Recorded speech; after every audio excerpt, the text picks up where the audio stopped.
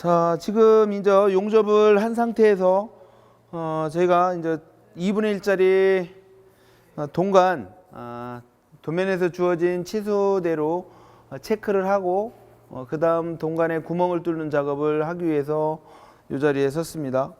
자, 도면상에 지금 요 도면을 진행을 할 건데요. 계속 요 도면 가지고 할 건데 뭐 과정은 똑같아요. 기능사, 산업기사, 또 그 밑에 외접, 내접, 황동, 그 다음에 밑에 기둥 올르는 부분은 뭐 산업기사나 기능사나 다 매한가지입니다. 자, 외접, 내접, 황동을 한 상태에서 도면에서 주어진 치수대로 마킹하면서 마지막 기둥 부분은 잘라낼 거예요. 그 과정을 하나하나 설명드릴 수 있도록 하겠습니다. 지금 참고로 이 도면입니다. 이 도면. 자, 아까 이 도면상에 치수가 55 줬던 도면이고요.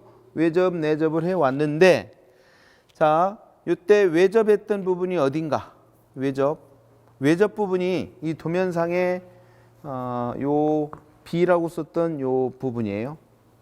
지금 제가 이렇게 서 있는 부분이고 B 부분이 여기니까 서 있는 부분과 B 부분, 제 몸쪽에 가깝게 있는 게 외접입니다. 요 반대로 파버리면 오작이 나겠죠?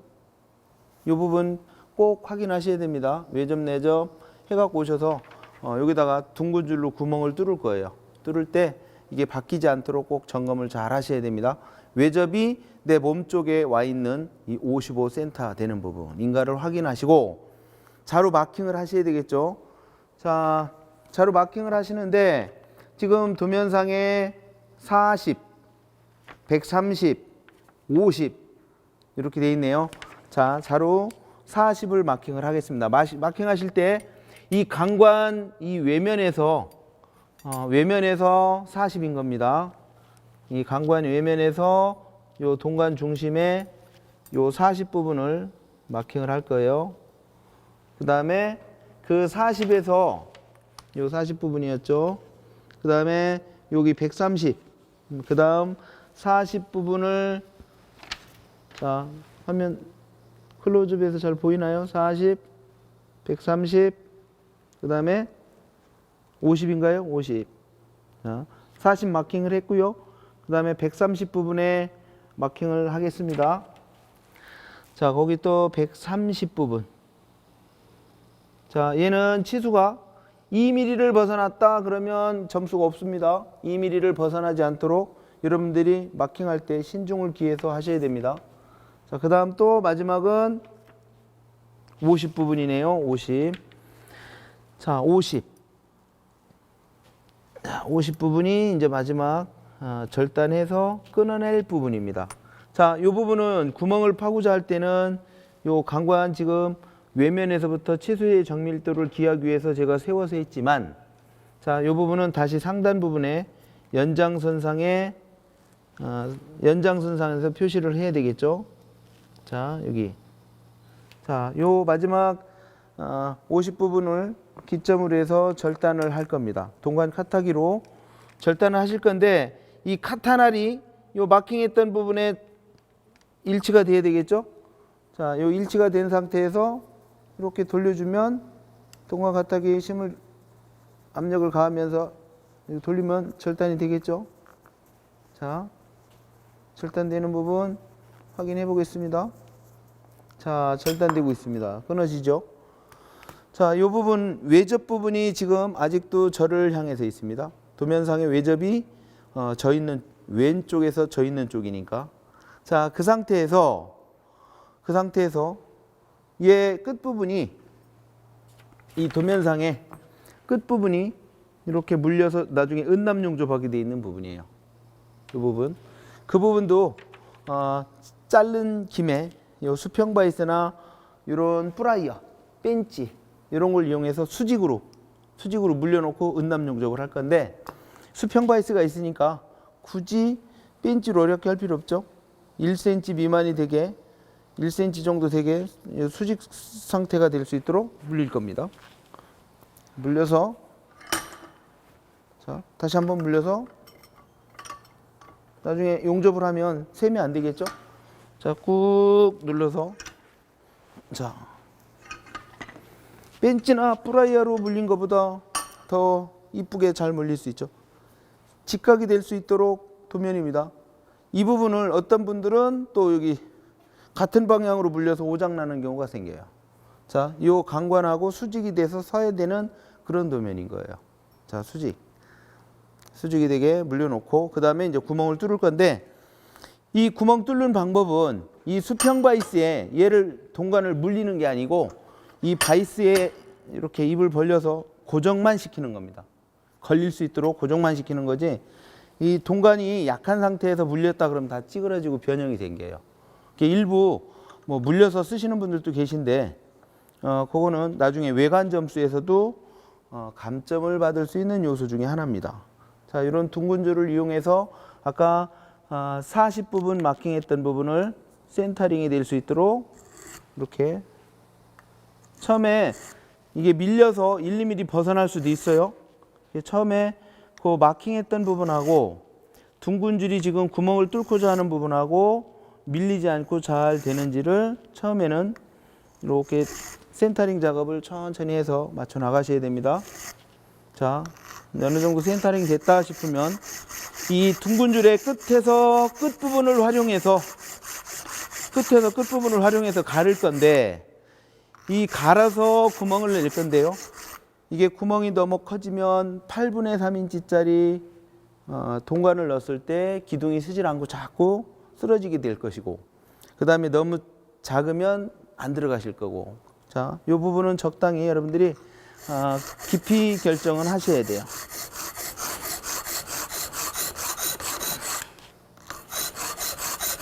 자, 2분의 1짜리 동관에 반 미만이 되게 구멍을 뚫다가 이 부분으로 눌러주면 갈렸던 부분이 구멍이 뚫릴 겁니다. 이렇게 구멍이 뚫리기 시작하죠. 자, 그런 상황에서 8분의 3인치 동관을 살짝 한번 넣어 보겠습니다. 자, 이 상태가 되니까 아직 안 들어가네요. 그죠? 조금 더 키워야 되겠죠? 자, 키우기 위해서는 구멍을 좀 더 뚫어야 되겠죠?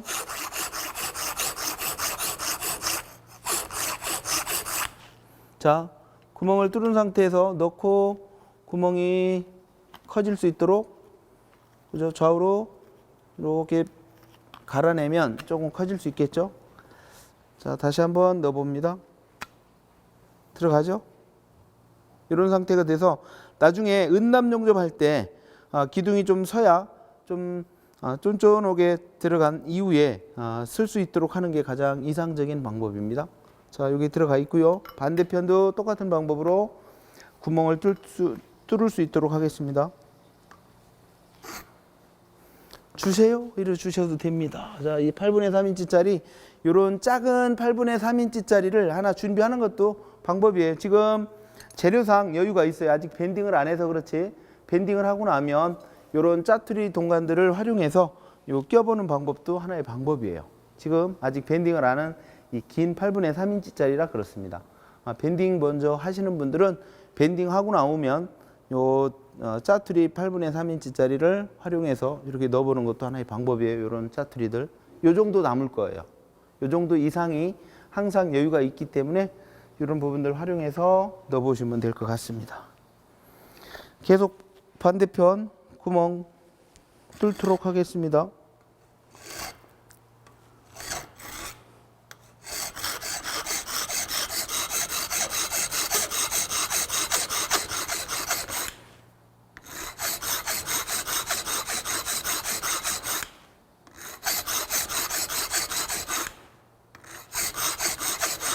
자, 끝에서 끝까지 활용을 해야 줄을 제대로 다 쓸 수 있는 부분이죠. 자, 어느 정도 갈린 것 같고요. 눌러서 갈렸던 부분에 구멍을 다시 이렇게 확장하면서 뚫어 보겠습니다. 조금 더 뚫어야 되겠네요. 자, 넣고 양쪽으로 키울 수 있도록 돌려 보겠습니다. 자, 딱 맞게 들어갔네요. 아주 이런 상태가 좋죠. 나중에 용접하기 위해서 가조립했을 때 이렇게 딱 조립이 되면 뭐 용접할 때 아주 도움이 돼요. 너무 커서 자꾸 쓰러지면 용접하는데 좀 불편할 수도 있습니다. 아주 잘 뚫린 예예요. 자, 요 기둥 작업은 이미 끝났습니다. 이 기둥을 기점으로 외접이 내 몸쪽에 왼쪽 몸쪽에 항상 있어야 된다라는 것. 대부분의 도면들이 다 내가 서 있을 때 왼쪽에 외접, 그 다음에 뒤쪽이 내접 이로 있는 도면들이 대부분 도면들이에요. 근데 이걸 내접이 몸에 와 있고 구멍이 반대로 뚫린다? 그러면 오작입니다. 자, 이렇게 외접이 왼쪽 내 몸쪽에 항상 와서 구멍이 뚫려야만 정상적인 도면이다라고 하는 것. 이 상태가 돼야 됩니다. 자, 여기 이제 기둥 작업은 산업기사도 마찬가지, 기능사도 마찬가지, 어떤 도면이든 이게 이제 기본이에요. 이제 산업기사 같은 경우는 3분 배관을 써야 되기 때문에 요 도면에서 보시다시피 구멍이 하나, 둘, 세 군데가 더 뚫려야 되는 부분이고, 기능사는 요 기둥이 두 개 서야 되는 부분이라 두 개만 뚫으면 되는 부분입니다. 똑같이 진행할 수 있는 부분들이에요. 치수들 마킹해서 들어가야 될 부분들 마킹해서 둥근 줄로 구멍을 뚫는 요령이 되겠죠. 자, 여기까지는 이제 밴딩 직전까지 요 과정이 진행이 될 건데, 아마 요 작업들이 숙련이 돼서 시간을 많이 줄여야만, 기능사는 1시간 55분 과제, 그 다음에 산업기사는 2시간